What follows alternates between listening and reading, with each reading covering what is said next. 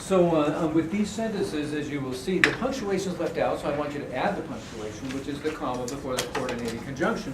But it's the way we speak about it that will then internalize what I was just telling you, because you understand. Okay, in the examples, he is a doctor, and I want you to say comma.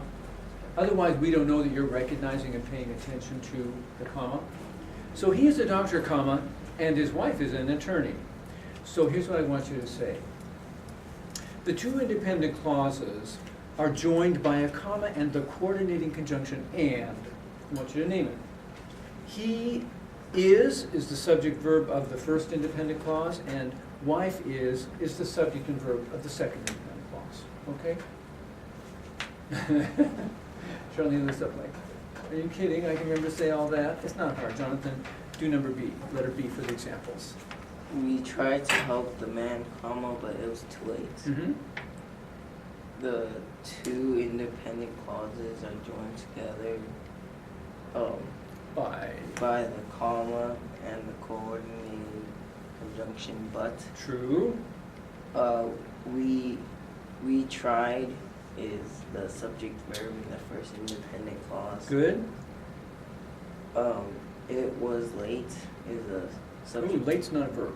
Oh, it was is a subject verb in the second independent clause. Okay, very good. All right, easy. Joanna, number one.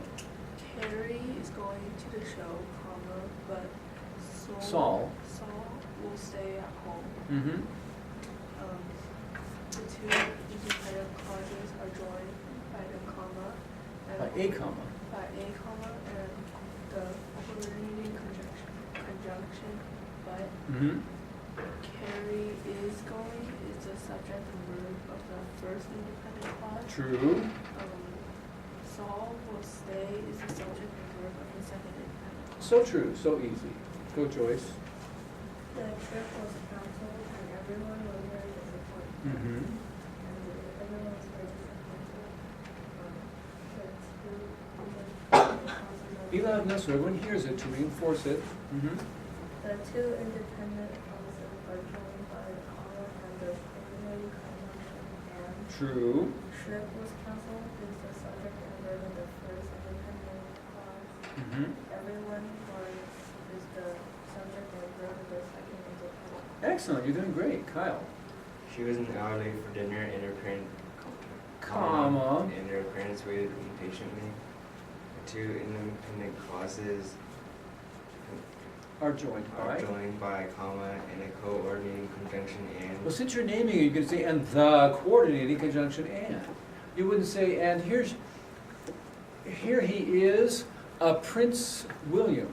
You would say, no, you say, now I guess, okay, the Queen of England. You wouldn't say, and here she is a Queen of England. Since, here she is the Queen of England, right? Okay, so go. And the coordinating conjunction and. Mm-hmm. She was is subject verb of the first independent clause. Mm-hmm. Her parents waited is the subject verb of the second independent clause. Okay, her has nothing to do with it. Okay, Emily?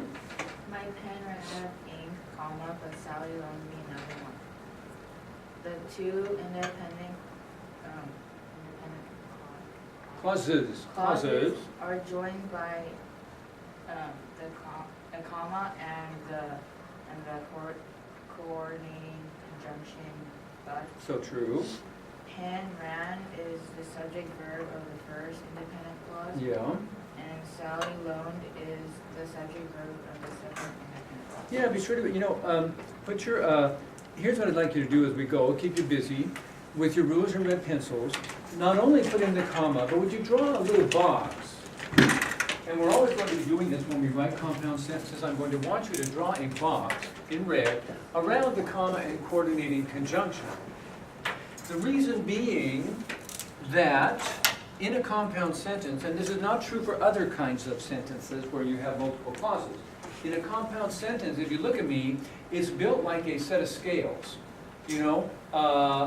On the right-hand side, you have a subject and verb, and on the left-hand side, you have a subject and verb, and they are equal. So that's the way to think about the construction of a compound sentence.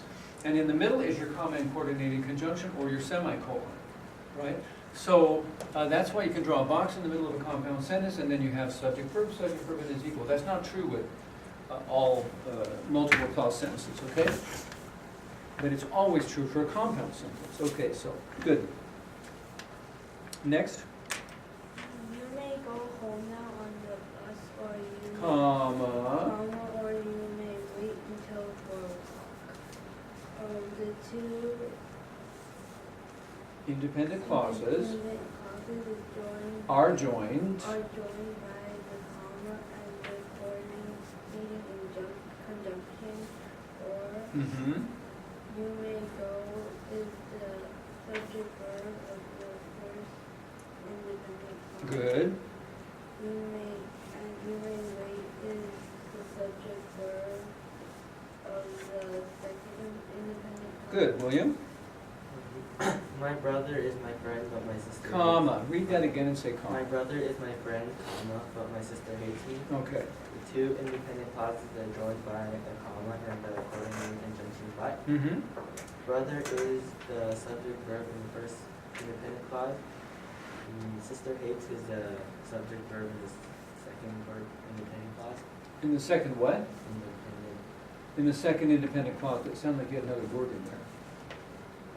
Okay, good, Maggie? The air felt chilly, but the water was warm enough for swimming. The two independent clauses are joined by a comma and the coordinating conjunction by. Air felt is the subject verb for the first independent clause. Water was is the subject verb for the second independent clause. Good. His Chris? eyes were light blue, and his hair was a dark brown. The two independent clauses are joined by a comma and the coordinating conjunction and. Mm-hmm. Eyes were is the subject verb of the first independent clause, Mm-hmm. and hair was is the subject verb of the second independent clause. Good, okay. Karen studying for science, comma, and Gerald studying his history. The two independent clauses are joined by a comma and the coordinating conjunction and. Did you say coordinating? Coordinating, right? Not correlating, coordinating, okay. Coordinating conjunction and. Karen studied is the subject verb in the first independent clause. Gerald studies is the second subject and verb in the second independent clause. Well, I'll let that go. Okay, good. But overall now, I mean, good for you, and you can appreciate now. We have spent 5 weeks. This is the 6 weeks. This is the 7th week. Learning all the parts of a simple sentence, right, of one clause. Almost all. We don't know everything, but we're close. So, and even we have a couple of the verbals in there, the infinitives and the gerunds. So that's very good. So that we can understand that, okay, that is the first independent clause. We won't be like, well, is that, I don't really know. What's that word doing? We know everything. See, so we had to learn that first before we could really talk about compound sentences.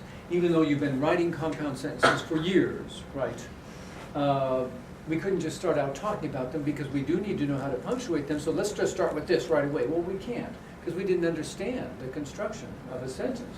Now we do. Now we can talk about compound sentences, and very soon we can talk about complex sentences. But we couldn't do that until we understood everything. You see, and now we do. So we had to take the time to lay the foundation. But you're all doing now because you can talk about things, you can express what you're seeing, and you're not having any. You went through this kaboom first time through. Because you've been trained. You couldn't have done that the first day, that's for sure, right? I mean, you know that. So that was really good. I'm really happy. Okay, now I'm going to add something, additional complexity onto this here, just slightly. And that is that after a semicolon now, if we were to take away the comma and coordinating conjunction in these sentences, we could put just a semicolon. And that's dandy, but then the relationship between the two would not be necessarily clear. You could make, everyone will feel that there's contrast there, this or that, but maybe not. Most of these are pretty simple relationships of addition or contrast, but still, after a semicolon, we do have an option. It's not required by law, but it's a very good idea. And of course, in our writing classes at my school, we start the use of this in 4th grade. We, after one sentence, we'll put a semicolon and then a conjunctive adverb. A conjunctive adverb such as, I ordered pizza, semicolon. However, comma, my sister ordered salad. So however is not required by law, but if you use it after a semicolon, you're giving a signpost. This is where the logic is going to take you into contrast. I could say, I ordered pizza, semicolon. Furthermore, my sister ordered salad. That would be a conjunctive adverb of addition. I could use yet to show contrast. I ordered pizza, comma, yet my sister ordered salad. Or I could use so, I ordered pizza, comma, so my sister ordered salad, because she always orders the opposite from what I ordered, the opposite of what I ordered. I don't know why, she always does the opposite. You know, maybe I want to express that, you never know, I could. So there are different possibilities with coordinating conjunctions, and the same thing with conjunctive adverbs. Conjunctive adverbs are very handy. Okay, I could say similarly, I ordered pizzas, semicolon. Similarly, comma, my sister ordered pizza.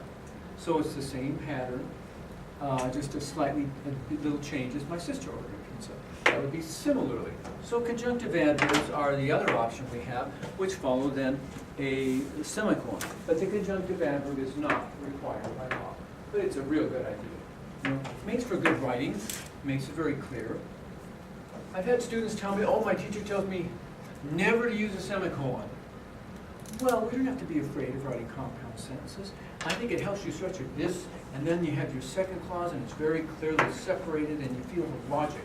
And it's great training for young students, 4th grade and up. And it's great training for high school students. I still use the same thing with high school students, writing vocabulary sentences that are compound using conjunctive adverbs so that there's a relationship established.